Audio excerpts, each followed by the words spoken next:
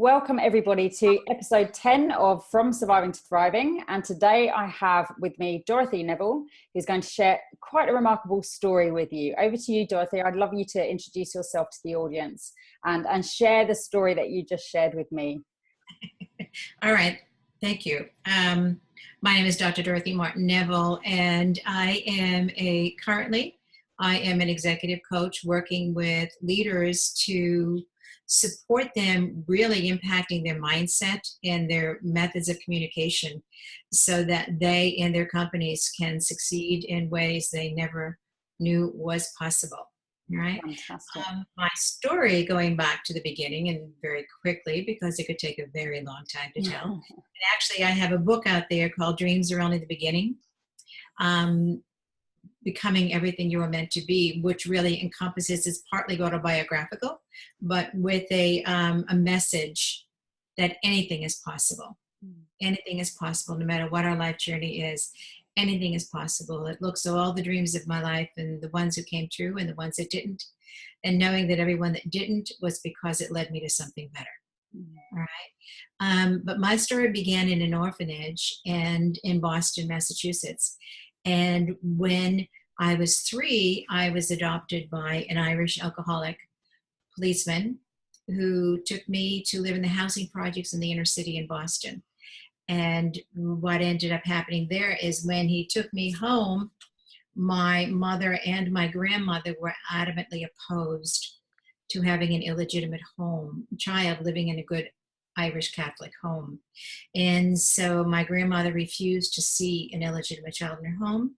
So my dad would put me in a sunsuit or a snowsuit, depending on the season, and put me out in a playpen in front of the front stoop. All housing projects have these front stoops you may have seen in movies, and put me out by the stoop and leave me there until 9:30 at night when my grandmother had gone to bed.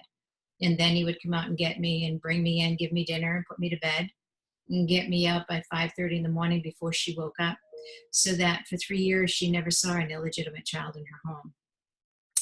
And to this day, I must tell you, I do not like the cold at all.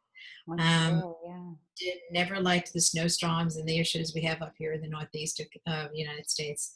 And so even at 6, she fell down, broke her hip, and was placed in a nursing home. And so I was allowed to live in the house full time. And what I discovered was that although my father had a kind heart for orphans, he did not have a gentle heart.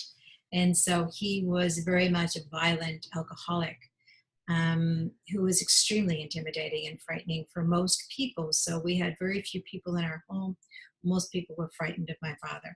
And so what I discovered is that as I moved in there with an older brother and younger brothers and sisters, was that nobody had the strength to stand up to this man. And so I took on that role of becoming the one who would keep us all safe and alive and hopefully sane while I lived in that house. And it was a trying life experience for many years, living with the violence, the daily whippings or beatings.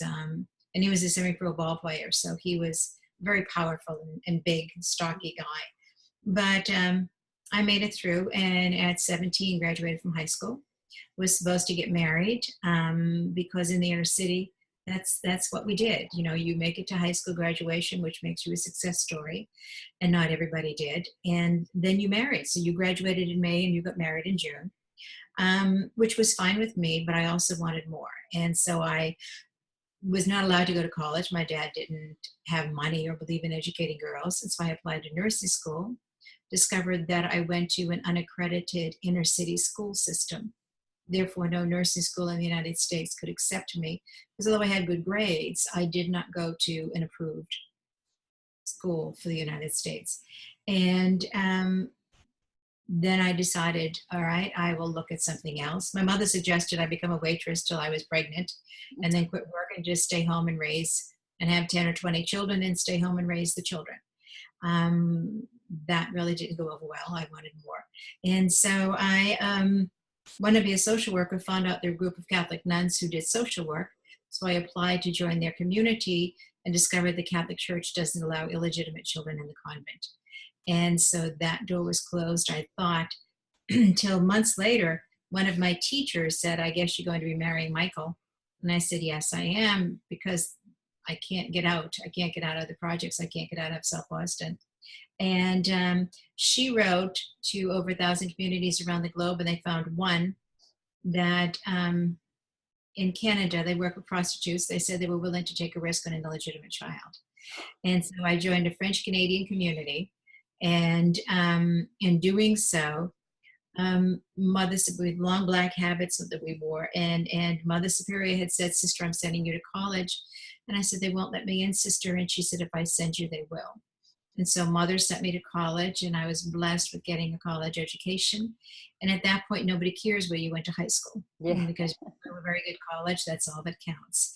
And I went to a very good college. And so from there, I ended up, eventually, I became a social worker, worked in residential treatment with teenagers, actually, who were in very dire straits. Many of them came from youth service boards, came from isolation, came from reform schools, and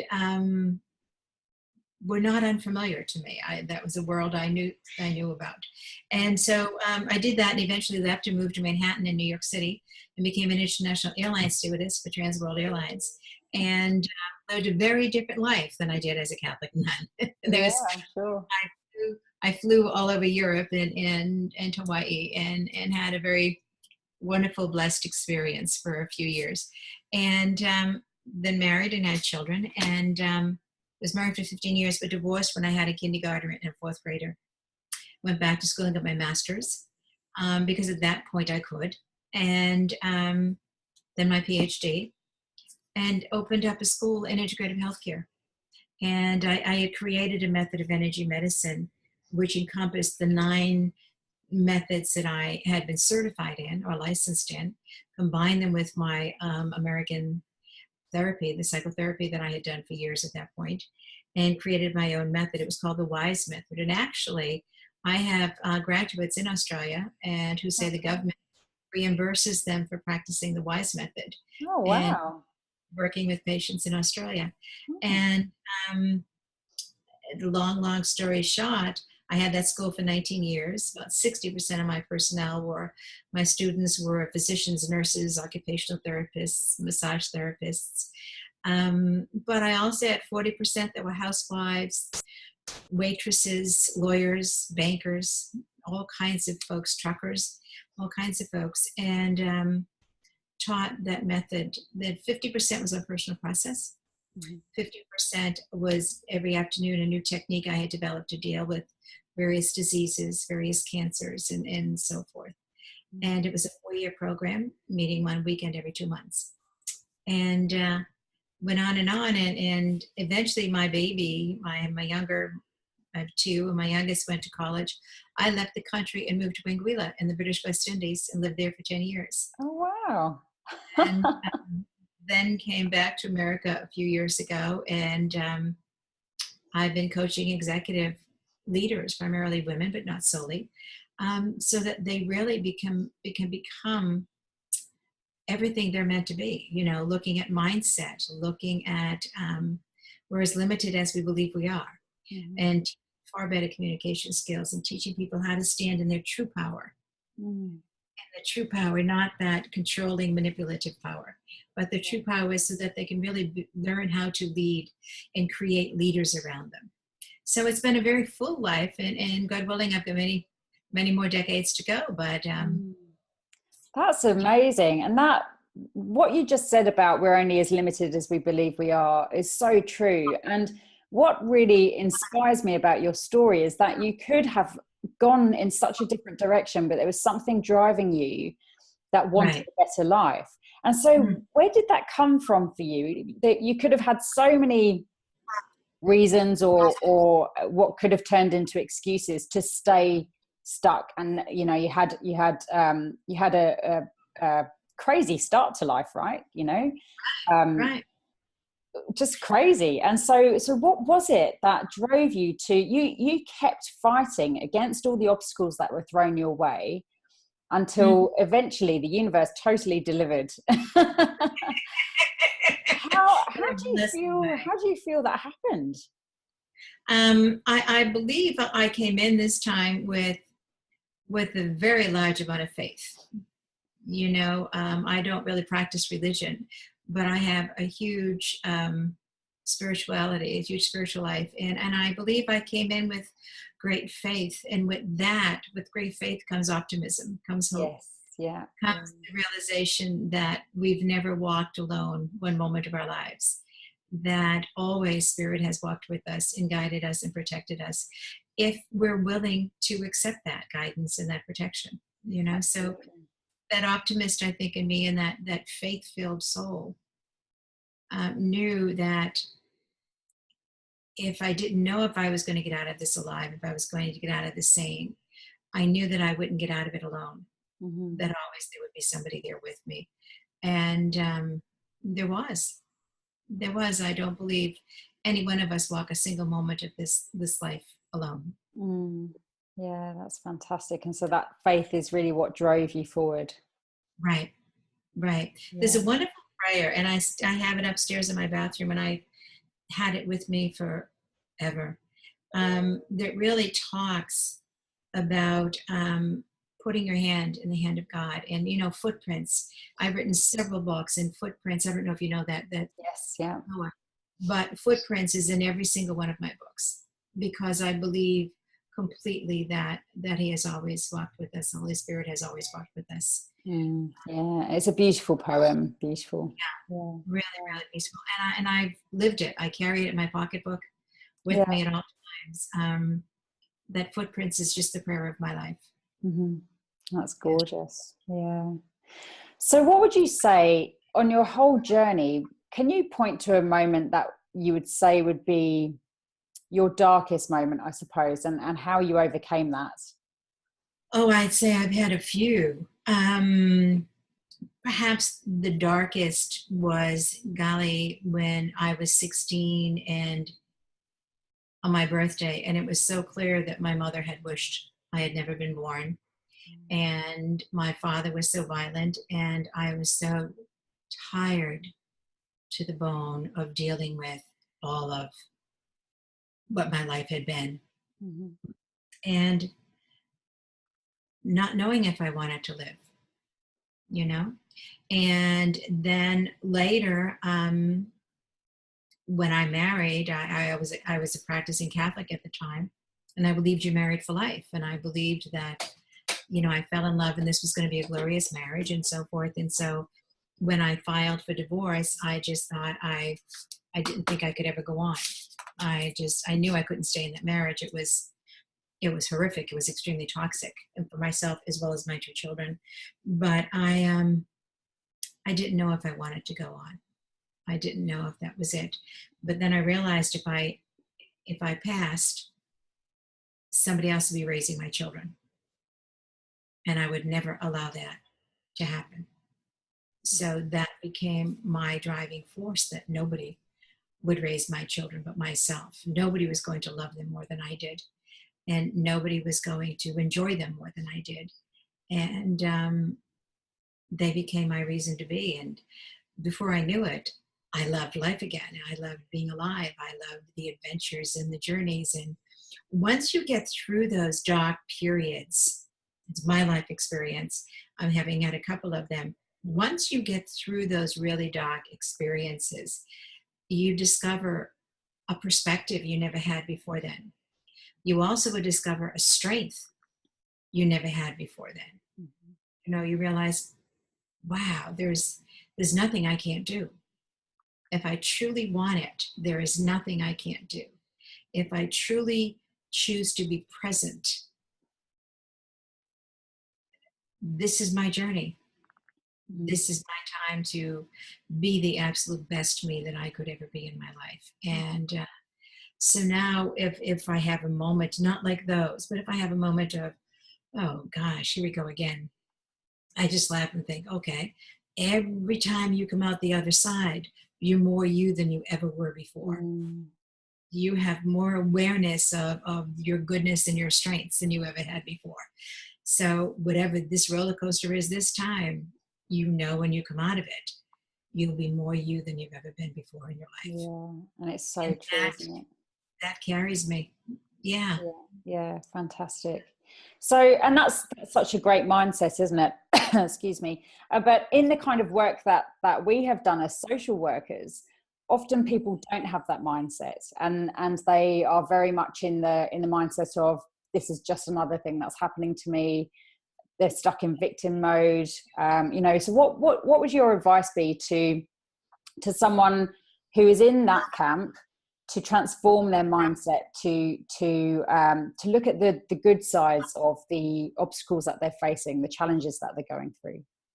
Well, first off, I would say every one of us goes into that mindset. The difference is some of us visit it, some of us live there. Mm-hmm. But every one of us, if we're honest, every one of us has been there. Yeah. For how long, that's been, a different story for every one of us. But all of us, if we're honest, have been at those moments when this just didn't seem possible or right for us.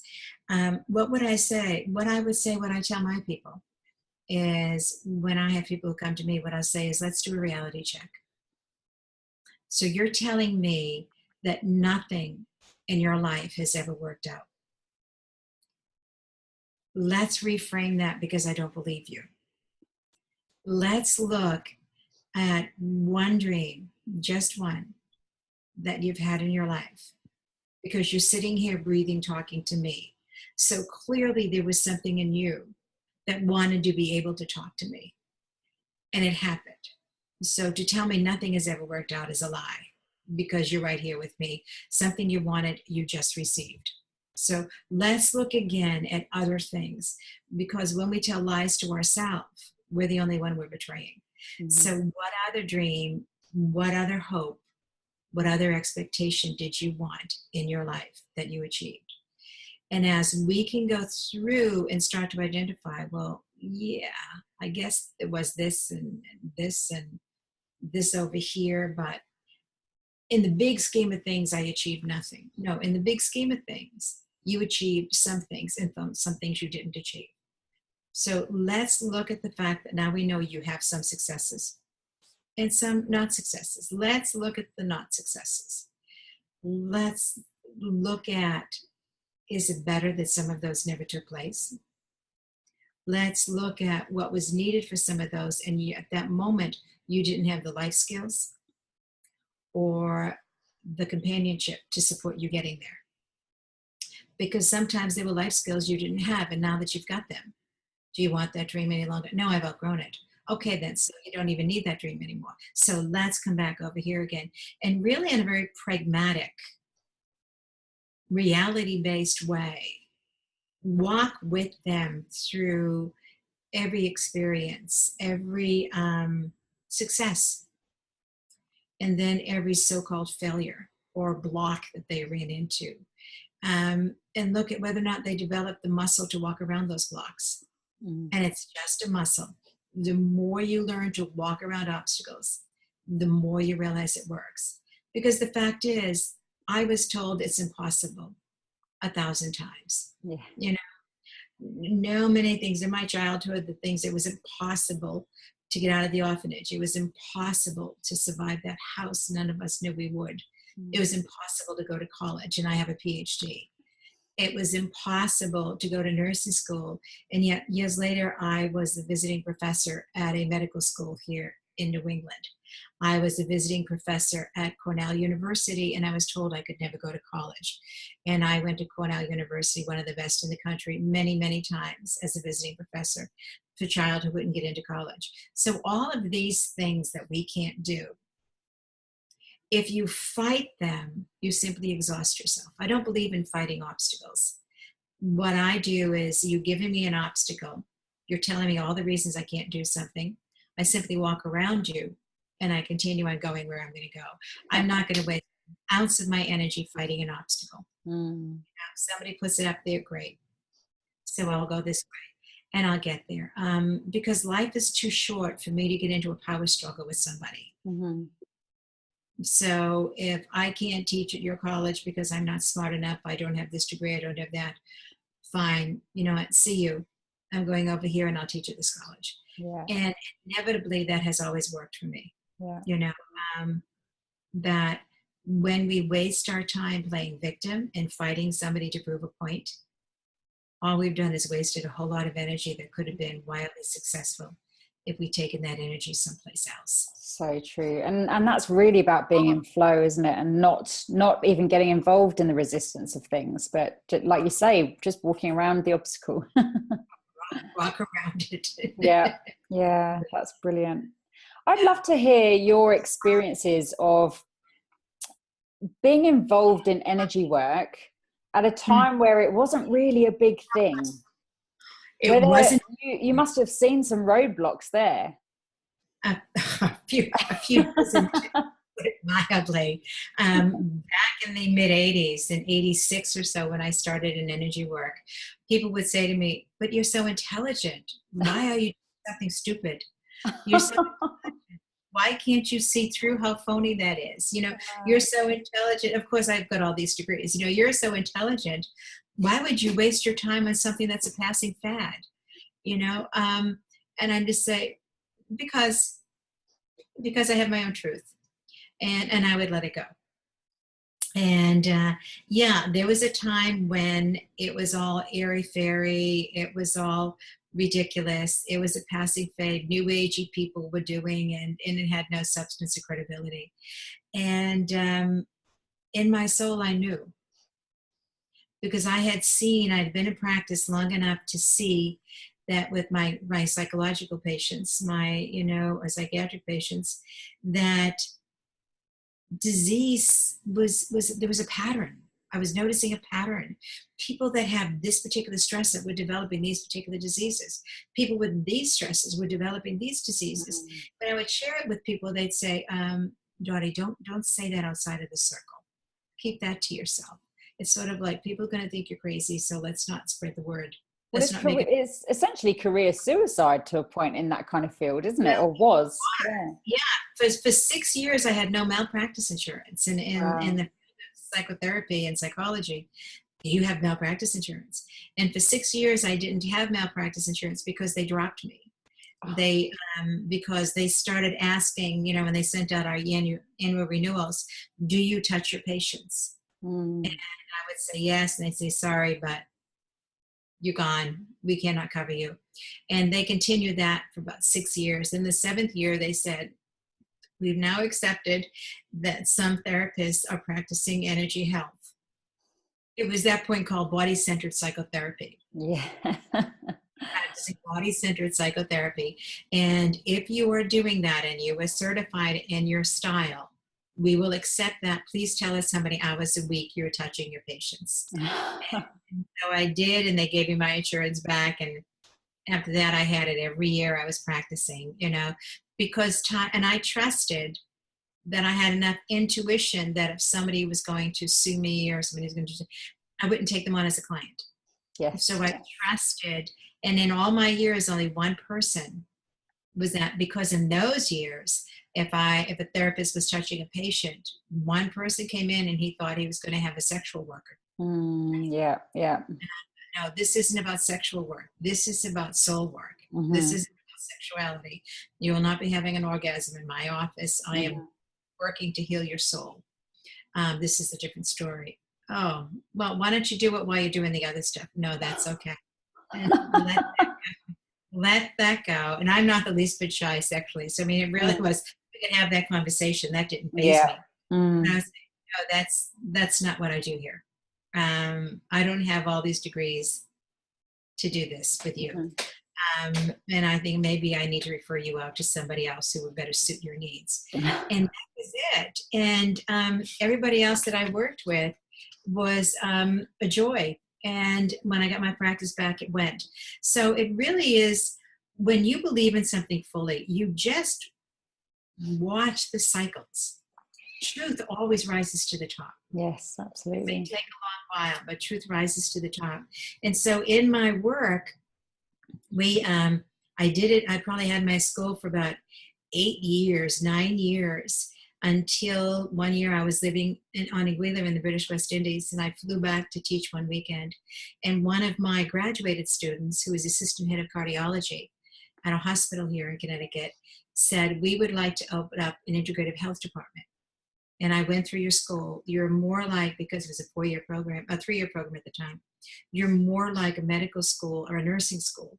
You're not like some of the other Reiki practitioners at the time that were taking 1 day or weekend trainings. That I know your program. Yeah. Would you work with me and we can open up an integrative health department? Wow. So I said I would love to. And then once I did that, Hartford Hospital called, and then St. Raphael's called, and then now more and more hospitals were saying, would you open up an integrative health department with us? Because in the early 90s, mid 90s, that was becoming the trend, that they wanted to open it up. And unfortunately, most of it's a name only, but they wanted us to do that. And so we did. We worked with hospitals and did that. But you could see that they still didn't want to pay the energy practitioners. They still wanted them all pure volunteer and on call. And they didn't really let it be that well known to the patients because they really didn't believe in it. But we persisted. We persist. You know, if you don't have pioneers in a field, the field never progresses. Yeah, absolutely. Now, you know, 30 years later, people can go out there with far more credibility than we had in my beginning days of energy medicine in the United States. Yeah. Which is that's just so, it's such an incredible journey from being told, why are you doing that fluff? That's, you know, you're too intelligent for that, to being asked to set up an integrated therapy. You know, that's just, we're doing research and that's so so inspiring, really is. And then when the University of Connecticut received a multi-million-dollar grant from the National Institutes of Health, they asked me to be co-chair of the advisory board to oversee all that research that was going on across the country at places that we funded through this grant. And it was like, wow, something happened over the decades that now I'm representing NIH, when before I was too smart to be doing something so dumb. And so those people that said to you things like that in the early days, have you had conversations with them since about where you are now with that? No. You know, my life has grown and changed so much that in my circle, if you don't believe in it, you're probably not in my circle. Yeah. All right. And even my private, you know, coaching clients who are in the medical community, they now just shake their head and accept. And they'll say, I know. They'll come in with some ache or pain and they'll say, I know it has meaning. Say, actually, matter of fact, it does. Let's talk about that. Yeah. And their eyes and their mouths just go, oh my God, really, really? Yeah, really, really. Let me tell you what's going on with you and why it's affecting you and what you need to do if you're going to keep your physical health. And so now they may 60-70% agree with me, because a part of them is like, oh, I don't want to. This is so much more involved than taking a pill. I know. Yeah. Well, they have responsibility then, don't they? That's responsibility. And so many people don't want that. Right. That's the difference, is we are putting responsibility for your health back into your hands, because that's where it belongs. Yeah. Brilliant. What would you say to someone that keeps encountering roadblocks over and over again and they let it get them down? I would say they're looking for permission to be stopped. A roadblock, fear, whatever it may be. We can use any of those as permission to stop. So if you need permission to stop, you will find them anywhere. Yeah. You truly will. You know, my wanting to get out of South Boston to do something bigger in my life than be a waitress and then stay home and raise 20 children. All right. I couldn't go to college. Okay, I guess I'll stay. I can't go to nursing school. Okay, I guess I'll stay. I can't join that religious community. I guess I'll stay. You know, that always, when we want to do something bigger than ourselves, we have to develop the muscles. This is how I see this, that when we want to do something bigger than where we are, bigger than who we are, we have to become bigger than who we are. And in order to do that, there are muscles we have to develop. And these aren't muscles in our reflexors. These are not those kinds of muscles. These are the muscles that say, I can do this. These are the muscles that say, all right, I need to learn how to not go into defense. I need to learn how to stay in my truth when someone tells me I'm dumb, or when somebody tells me I'm not enough, or when somebody tells me I don't come from the right side of the tracks. I need to have a muscle that says, probably I don't. But in the meantime, let me tell you what I'm going to be doing. And then just keep on going. And the more you can say, certainly that's your perspective. In the meantime, and the more you say that, the more comfortable it becomes to say that. Because you're not then taking it on as your truth, are you? It's just somebody else's truth, and you choose not to take that on. Yeah. Right. And you start developing that muscle so that it becomes second nature to you to say, that's fine, thank you for your opinion. And then you go. And you do recognize that it is somebody else's truth. And the people who were most adamant about my giving up on my dreams were the people who never permitted themselves to have a dream. People who had dreams and followed them always encouraged me to have my dreams and follow them. People who played it safe were the ones who kept telling me to play it safe. And that's not a journey I'm here to walk. Yeah. So there's a big difference. Yeah. That's such an amazing way to put it. It really is, because people are willing to be the crabs that drag us down in the bucket, aren't they? I kind of use that analogy a lot with my clients. If you're a crab collecting on the beach, the top crab can always escape, but it won't, because the others keep dragging it down. Right. Yeah. That's brilliant. Yeah. So it's really about giving yourself permission, isn't it? Always about giving yourself permission. Giving yourself permission to take a risk. If you don't take risks, you will never succeed. Yeah. You can't succeed and play it safe at the same time. It doesn't work. If you're going to, and to me, success is continuously becoming bigger. And I don't mean that necessarily in terms of bigger and bigger income. Bigger could be bigger in my sphere of influence. Bigger could be in permission to really be me. I don't have to hide. I don't have to be frightened that somebody won't like me. If you don't like me, that's not about me. Yeah. You don't like me, I may remind you of a sister you don't like. I may remind you of an aunt you don't like, or an ex-girlfriend you had, or something that isn't even about me. It's about what you're putting on me. And so I'm not going to take that personal. Not that I'm perfect. I'm very far from perfect. But who's going to love perfect anyway? You know, where's the humanity in that? Yeah. So if you don't like me, most likely it doesn't have a lot to do with me. You know, so I don't let that get in my way. And so it really is, blocks are always there. We're human. With all the things I've done in my life, every one of them has walked with fear. You know, every one of them has had fear come along with me.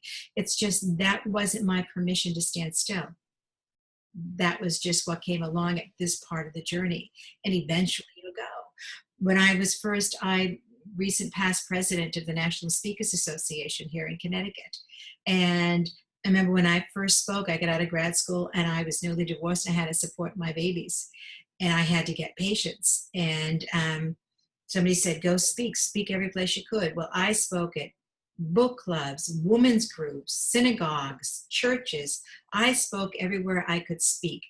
And I know they said you should look at people. Well, I had a 2-page talk that I wrote, and I would use my finger and just go down the lines, and every 3 lines I would look up at the audience, and then I would read 3 more, look up at the audience, and hold my finger in place so I didn't lose my place. And now I just think, oh my God, and that was speaking to 20 people. And now I may have a PowerPoint, I may not have a PowerPoint, and I've spoken to thousands. And it's, you know, those first 5 minutes before I go out there, this fear, what if they don't like me? What if I don't say it right? What if I don't meet their needs? And then I think, okay, what's the worst that can happen? You will not be getting stoned. You will not be getting tomatoes. So let's breathe on this one. And let's look at how many times you have succeeded. You're not wonderful all the time, but let's look at how many times you succeeded, and let's go again. Then walk out on the stage. And once the first 2 minutes are done, I'm here. You know, I'm relaxed and ready to roll. Yeah. So fear is going to be there. It just gives you permission to run home. Yeah, it doesn't ever go away, does it? I think that people have this perception that if you're someone like Tony Robbins or someone who's really made it in life, that they don't have any fear anymore. But it's just not the truth, is it? No, not true. Yeah. Not true. If Tony Robbins, you brought him up. Tony, before he goes out on stage by himself, is on a trampoline for 15 minutes. Why? If he didn't build himself up, if he didn't build his energy up, if he didn't psych himself up, maybe he wouldn't make it. So he knows, I have got to do this if I am going to succeed. Yeah, he knows what works for him. I cannot bypass. I need to do what I do. So if somebody said, sorry, there's no pre-work, there's no jumping, there's nothing, just get out there. Yeah. There would be this, oh God, how do I, he knows what he needs to deal with, what he needs to deal with, and he takes care of himself. And that's the difference. Yeah. How we take care of ourselves. Yeah. He has a lot of rituals, doesn't he? Do you have, what describe your kind of morning rituals, your evening rituals? What gets you through the day? What inspires and motivates you? When I get up in the morning, when I wake up, I do about a 10-15 minute meditation before I get out of my bed. And just really experience, where am I today? Did I wake up sad today? Did I wake up depressed today? Did I wake up scared today? Did I wake up excited? How did I wake up today? And what is that about for me? If it's sadness, what is it about? If it's something that didn't happen, is it somebody who's moved away or somebody who's ill? If it's excitement, what's going on, and how can I do that and ask for grace, so that I walk in the presence today, and that I make whatever I'm working on as big as I could possibly make it. And get out of bed, go do all those early morning things, brushing my teeth, going to the bathroom, doing those things. Then I go and I work out for an hour. I do an hour on my treadmill. And after I do an hour on my treadmill or walking around, whatever I may do, lift a little bit of weightlifting and stretching and things, and take my shower, and here I come. Make my protein shake, and I'm in my office and ready to go. So what I did was my self-care spiritually, emotionally, and physically. And if I don't do those, and I just come here in my office and start, I don't have me as fully present. So I don't have all of me to give to all of the people I'll be working with today, because I didn't pick me up on the way in, So I need to bring me with me by attending to all of those basic needs, and then having a healthy breakfast, and now I'm ready to start my day. And I've got a cat, so she's just, she gets fed and nurtured and sits in my lap for a bit. And so I start off with being loved unconditionally by this creature. And then, so all the needs. We can't give from an empty vessel. We need to fill our vessel in order to have so much to give.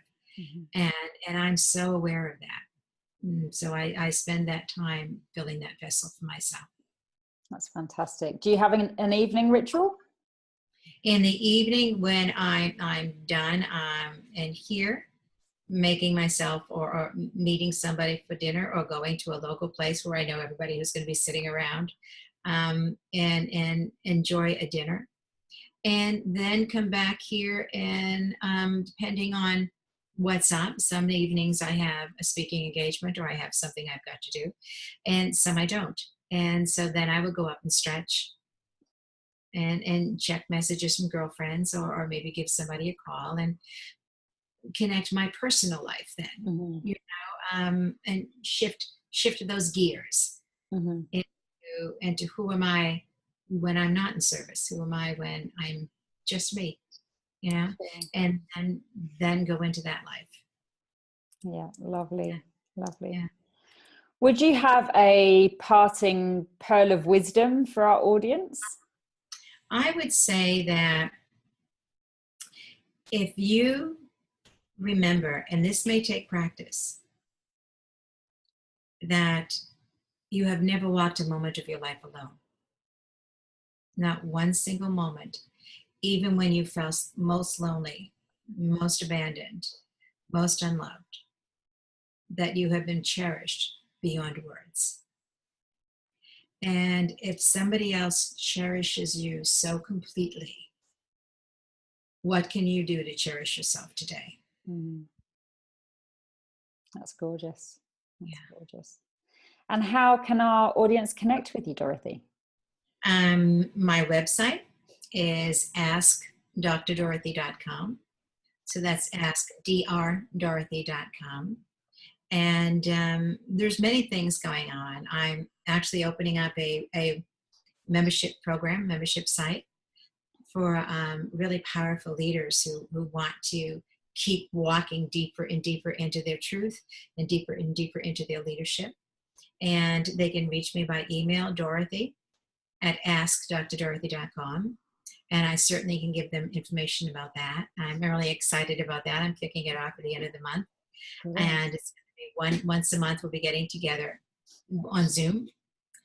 But I'll be available all month to be reached out to in any way they need, to work with them and support them in claiming their leadership and going for it. And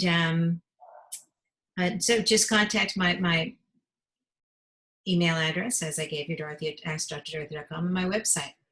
And I love life. I'm here. And for the women out there, I have a private Facebook group called Powerful Global Women Leaders.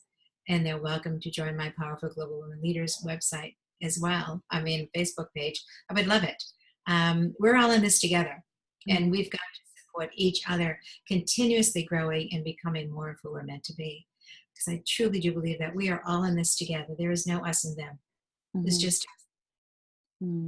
Fantastic. And I'll put all of those links in the comment sections or the video links below this video, whichever site that you're watching it on. Thank you so much for sharing your time with us today, Dorothy. You've got such a remarkable story and so many amazing lessons from that as well. It's been an absolute pleasure to talk to you. Thank you so much for sharing your story with us.